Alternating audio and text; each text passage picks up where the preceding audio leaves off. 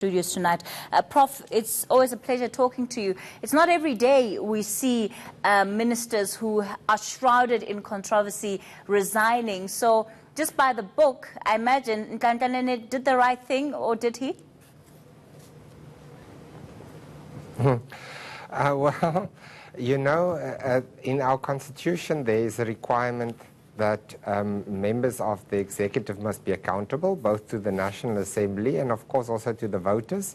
So this is a kind of accountability, and, of course, depending on your politics, you're going to have a different view on it, but it seems to me to be a good thing that members of the executive feel themselves accountable to the public at large.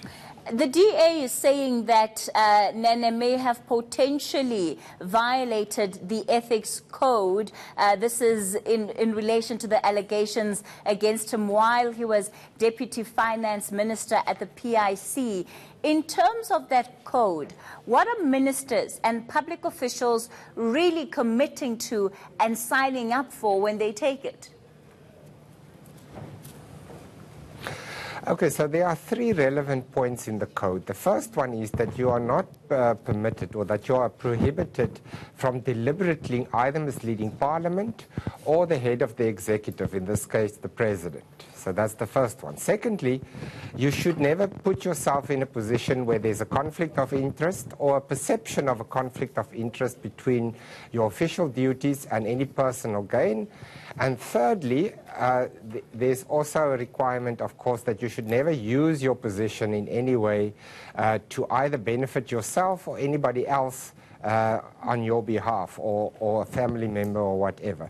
So that would be the allegations, that there was a conflict of interest somehow, and that some family members might have benefited because of that conflict of interest, because the Deputy Minister of Finance was also the head of the board of the PIC. So the fact that the SACP tonight is saying that Nene should be commended for the decision he has made, are they correct? I mean, is what he is doing extraordinary, or is he simply doing what he committed himself to when taking that oath?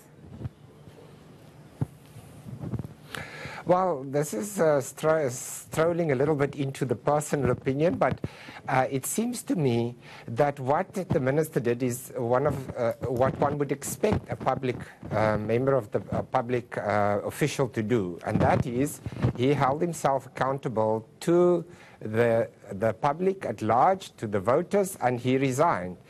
That is very extraordinary in South Africa. Most people who are found, even after there was an investigation, this is happening before there's actually a finding against him, but even after an investigation and a finding, most members of the executive have in the past not actually resigned from office, and they either had to be fired or they are still remaining in the cabinet.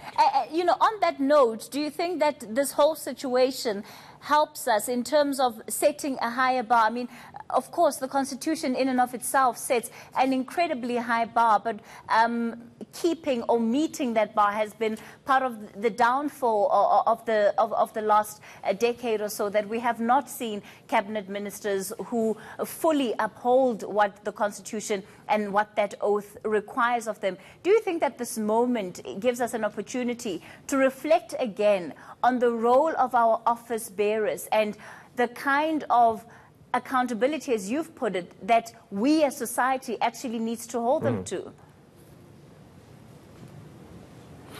Yes, depending on how you view this, you can either say that South Africans generally have very low expectations of elected officials, or perhaps we are very forgiving. But in the past, even when somebody has been found to do bad things, there has not been a very strong clamor for that person to resign or to be fired. So this is what makes it exceptional. It shouldn't really be exceptional. It should be run-of-the-mill. Clearly, the worst thing, in my opinion, so far that we know about, other things might come out, we don't know, that the minister did, was that he went to the Guptas and then lied about it. That is a clear dishonesty. So if a minister does that and is caught out, that person is supposed to immediately resign. That would be par for the course in a constitutional democracy. Of course, that has not always happened in South Africa. Of course, some are already crediting what has happened to the Ramaphosa presidency, saying that this shows that he's committed to integrity, etc., etc. But in the same breath, Professor de Vos, Nhlanhla Nene was the one who resigned. He was not fired. So in that context, can we then have an expectation that this is precedent setting for what the president will do in relation to those ministers who we all know have violated the code not just once, but over and over again, and yet continue to enjoy the seat of office? Yes, obviously there are some members in the cabinet who have various, for example, court findings against them. The minister in the presidency, Nhlanhla Nene, the Minister of Home Affairs, Malusi Gigaba, they have both been found to have been dishonest to the court. So one would think that this might mean something for them, but I am not, I'm not a politician, so I don't know what the politics is within the cabinet and within the ANC and how this will play out. But as a principled matter, obviously, if you want to be consistent, those ministers at the very least will also have to resign. But there's nothing in the law, just of the face of it, that would enable a process where they are fired by virtue of those court findings against them, without it being political. Yes, the only thing in the law that would prevent the ministers from continuing to be ministers if they are actually convicted of a criminal offence and they are sentenced to more than 1 year imprisonment, and then they stop being members of the National Assembly and they cannot be ministers. Otherwise, it's a political decision, and it depends on what the voters really demand from the politicians.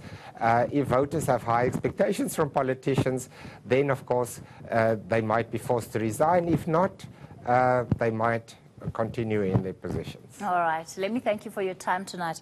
Professor Pierre de Vos giving us his take there and breaking down at least part of the legalities in terms of ministers and the positions they occupy.